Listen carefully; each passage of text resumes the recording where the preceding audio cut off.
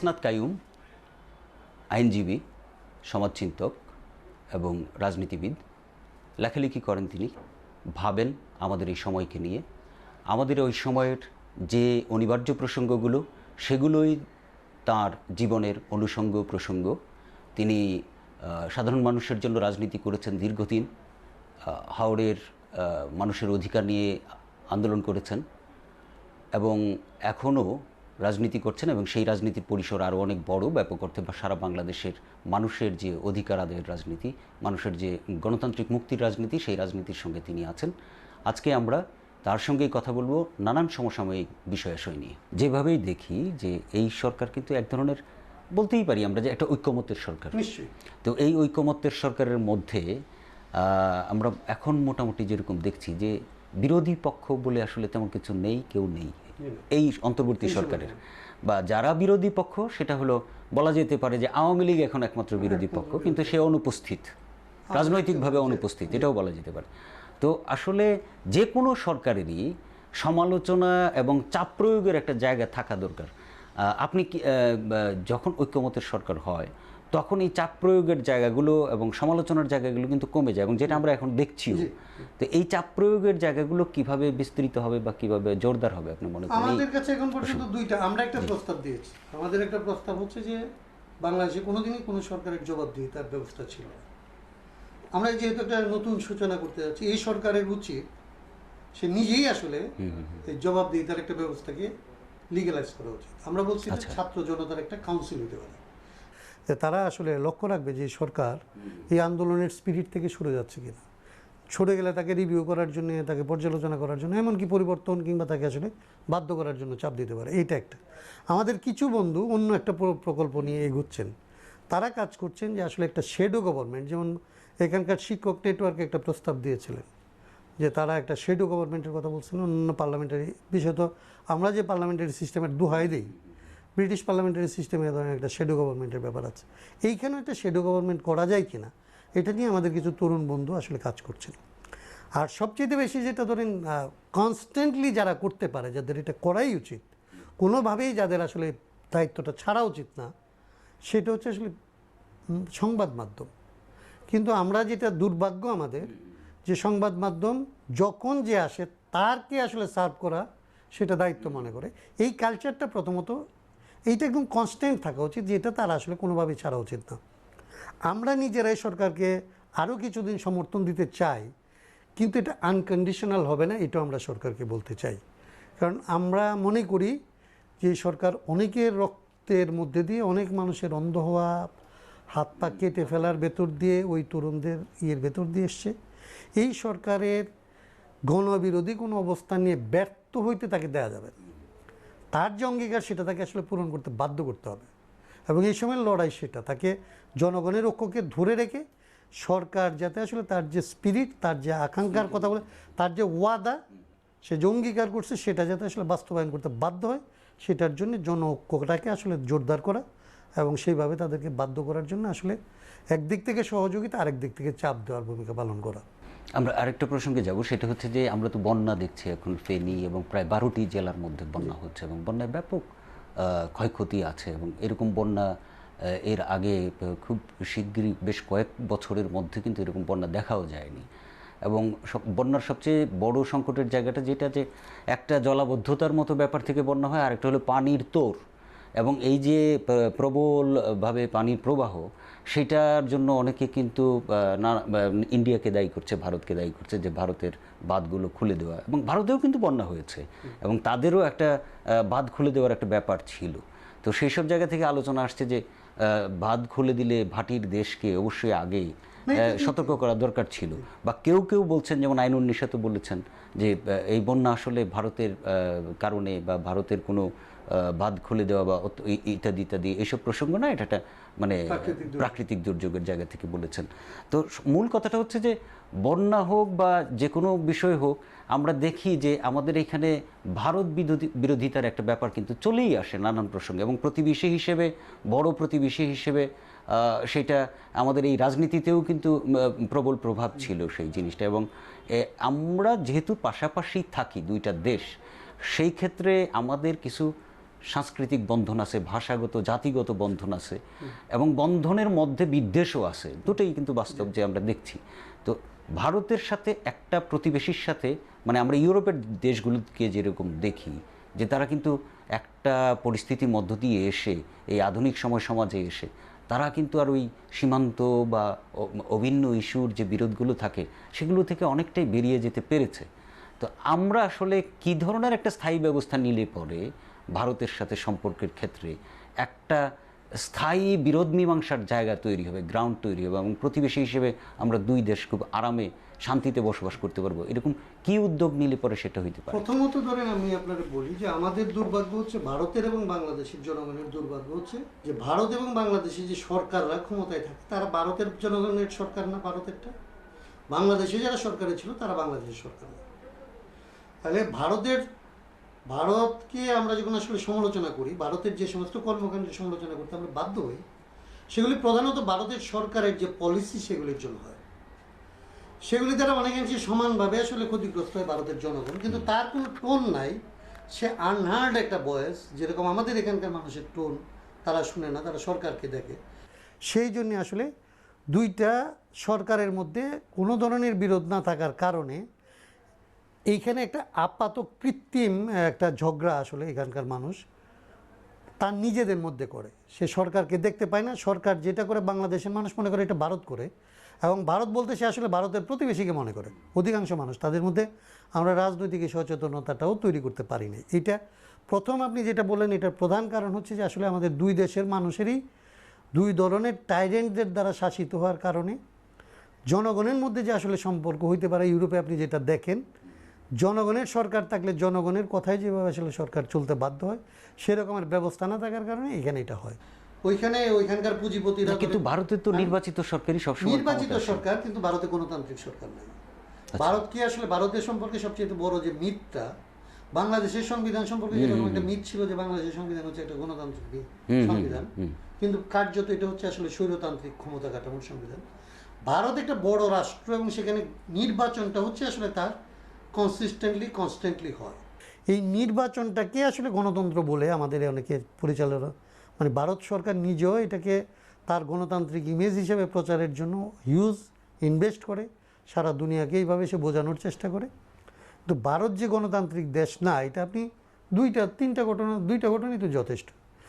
ভারতে এখন পর্যন্ত ধরেন আপনি অন্য ধর্মের একটা, ধরেন আমি মুসলমান বলে বলছি, আপনি একটা অন্যের ধর্মের উপাসনালয় ভেঙে ফেলতে পারেন, এবং একটা রাজনৈতিক দল এটা করে এবং আদালত সেটাকে আসলে সমর্থন করে। তো এজ এ হোল ভারত আসলে রাষ্ট্র হিসেবে একটা অগণতান্ত্রিক রাষ্ট্রে পরিণত হয়। ভারতে একটা রাজনৈতিক দল সে অন্য ধর্মীয় বিরোধের কথা বলে সে রাজনীতি করতে পারে। বাংলাদেশ সেই তুলনায় অনেক বেশি অগ্রসর গণতান্ত্রিক দেশ। বাংলাদেশে মুক্তিযুদ্ধ হওয়ার কারণে বাংলাদেশে আপনি এটা পারবেন না। বাংলাদেশে কোনো সবচেয়ে মৌলবাদী দলটার পক্ষেও এই কথা বলে রাজনীতি করা সম্ভব না যে আগামীকাল আমরা অমুক মন্দিরটা ভাঙব।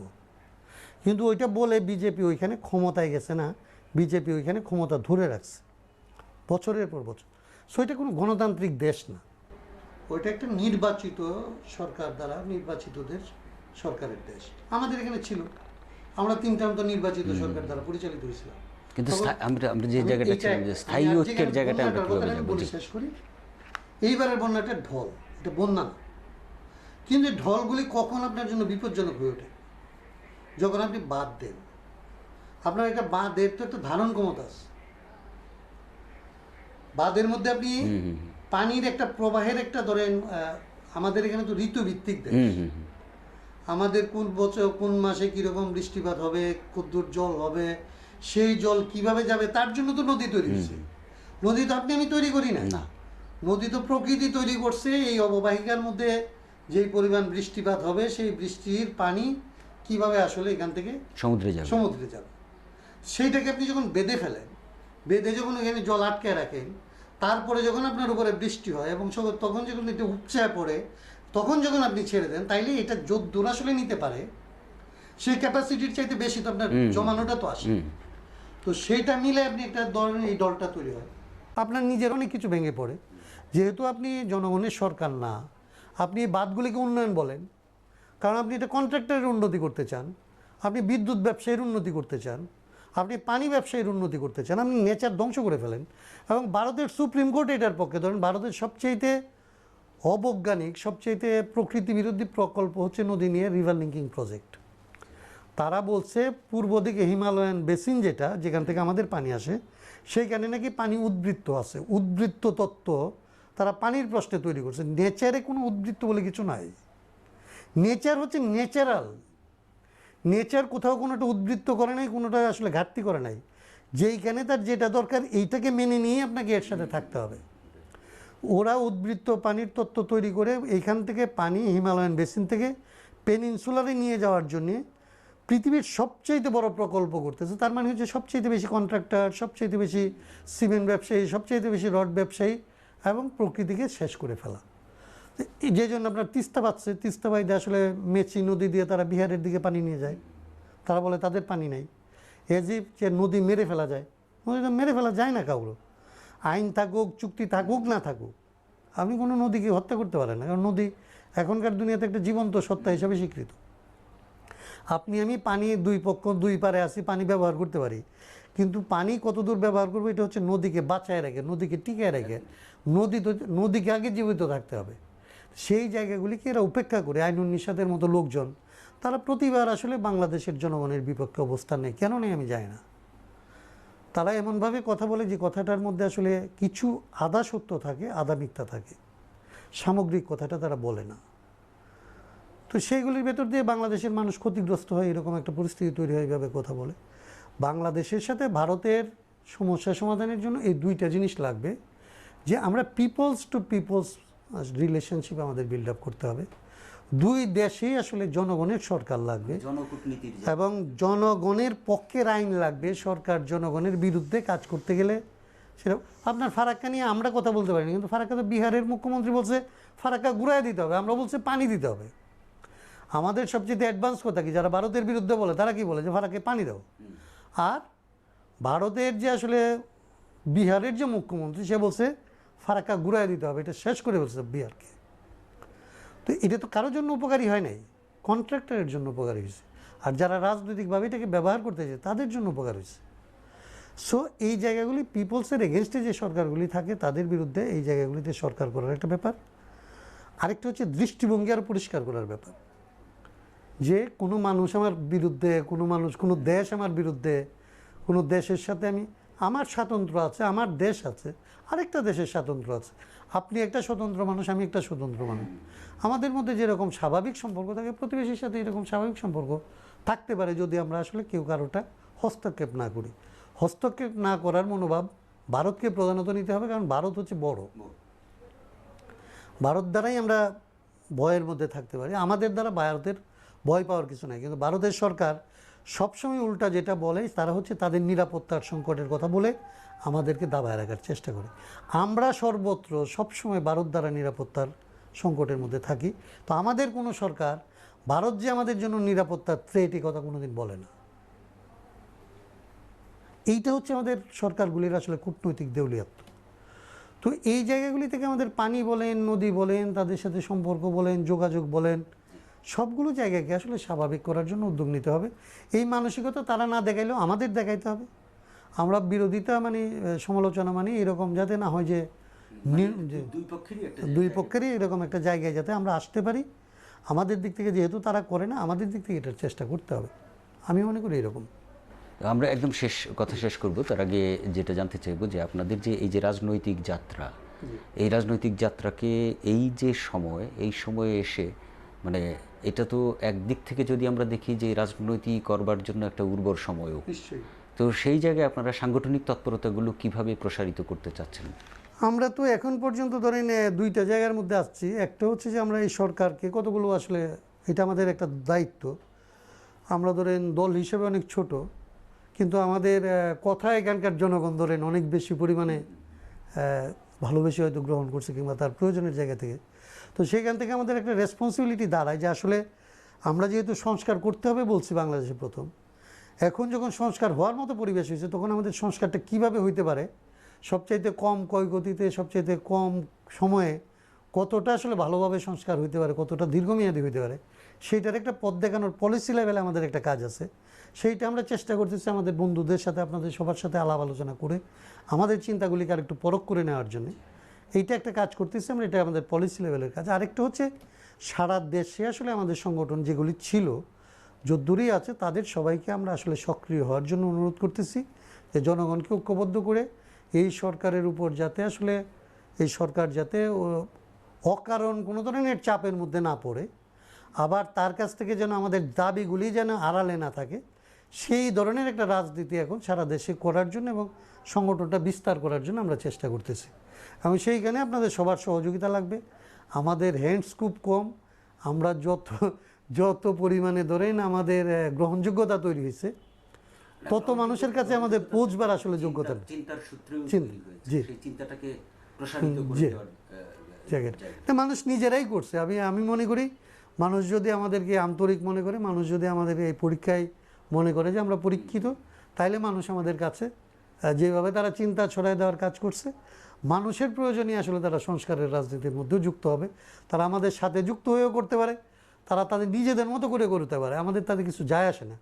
আমরা নিজেদেরকে খুব বড় আমাদের সংগঠন অনিবার্যভাবে রাজনৈতিক দল হয়ে উঠতেই হবে এরকম আমাদের কোনো ইয়ে নাই। আমরা চাই এটা, কিন্তু আমরাই করব, আমাদের নেতৃত্বেই হইতে হবে।